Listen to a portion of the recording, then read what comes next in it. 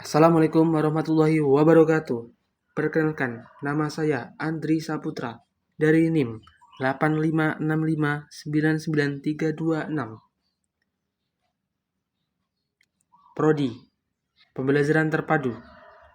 Dalam hal ini saya akan mengumpulkan tugas 3 pembelajaran terpadu. Terima kasih. Wassalamualaikum warahmatullahi wabarakatuh. Assalamualaikum warahmatullahi wabarakatuh. Selamat pagi anak-anak. Bagaimana kabar kalian? Alhamdulillah, luar biasa. Allahu Akbar. Sekali lagi, alhamdulillah, luar biasa. Allahu Akbar.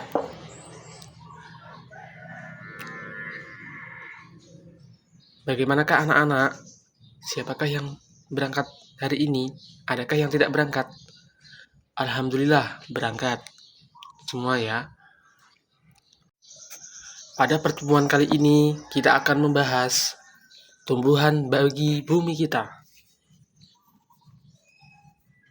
Ya.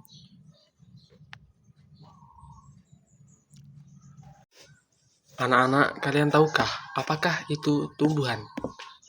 Ya, tumbuhan adalah makhluk hidup yang dapat tumbuh dan berkembang dan hidup di bumi. Apa contohnya tumbuhan? Ya, tumbuhan. Misalnya buah-buahan itu tumbuhan, sayur-sayuran itu tumbuhan, pohon itu juga tumbuhan, dan masih banyak lagi lainnya. Apa itu bagian-bagian tumbuhan? Apa saja bagian tumbuh-tumbuhan? Ya, akar. Akar banyak fungsinya. Di antaranya, 1. Menyerap air dan mineral dari tanah untuk kebutuhan tumbuhan. Fungsi akar lainnya, menancapkan tumbuhan agar tetap tegak dan tidak mudah tumbang, menyimpan cadangan makanan. Kemudian yang kedua, batang. Bagian-bagian batang. Batang adalah menghubungkan akar dengan daun, bunga, dan tumbuhan. Fungsinya apa? Yang tahu? Nggak ada yang tahu ya? Fungsi batang menyalurkan air dan mineral dari akar ke daun dan bagian lainnya. Menopang tumbuhan agar tetap tegak. Menyimpan cadangan makanan. Misalnya pada pohon singkong. Yang ketiga, daun. Bagian daun.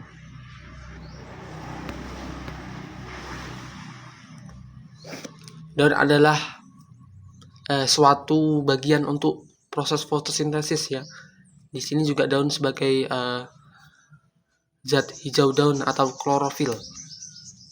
Fungsinya tempat fotosintesis tadi, membuat makanan dengan bantuan cahaya matahari. Yang kedua, menyerapkan karbon dioksida dari udara dan mengeluarkan oksigen dan menghasilkan cadangan makanan. Fungsi tumbuhan atau manfaat tumbuhan di sini ya. Kita ambil salah satu yaitu pohon. Manfaat pohon bagi kehidupan. Yang pertama yaitu fungsi estetis yaitu sebagai fungsi keindahan ya anak-anak ya. Fungsi keindahan di sini pohon sebagai suatu pelengkap ruangan agar terciptalah suatu keindahan. Yang kedua yaitu fungsi orologis, yaitu mencegah erosi. Erosi yaitu pencegahan suatu cara agar tidak terjadi yang namanya erosi ataupun longsor begitu ya. Yang ketiga, fungsi hidrologis. Di sini mengatur tata air.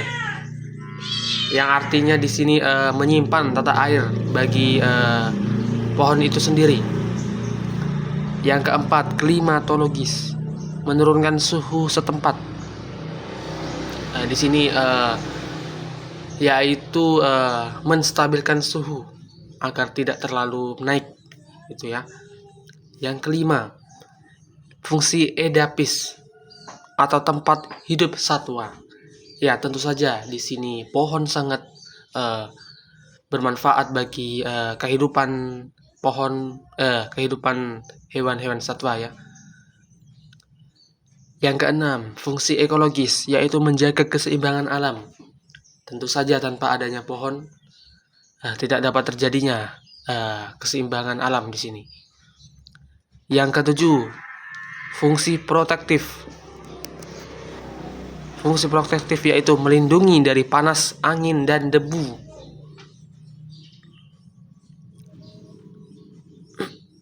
Tanpa adanya pohon, sangat sulit untuk angin dan debu terhalang dari keadaan itu. Yang kedelapan, fungsi higienis, menghasilkan O2 dan menyerap CO2.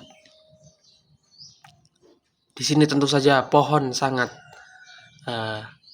berpengaruh terhadap menghasilkannya oksigen dan penyerapan karbon dioksida. Dan yang terakhir yaitu yang kesembilan, fungsi edukatif, tempat belajar mengenal tanaman. Itulah manfaat salah satu tumbuhan, yaitu saya ambil contoh pohon. Baik anak-anak, apakah materi yang Bapak berikan sudah dimengerti bagi anak-anak? Adakah pertanyaan? 1, 2? Ya, boleh. Kalau tidak ada,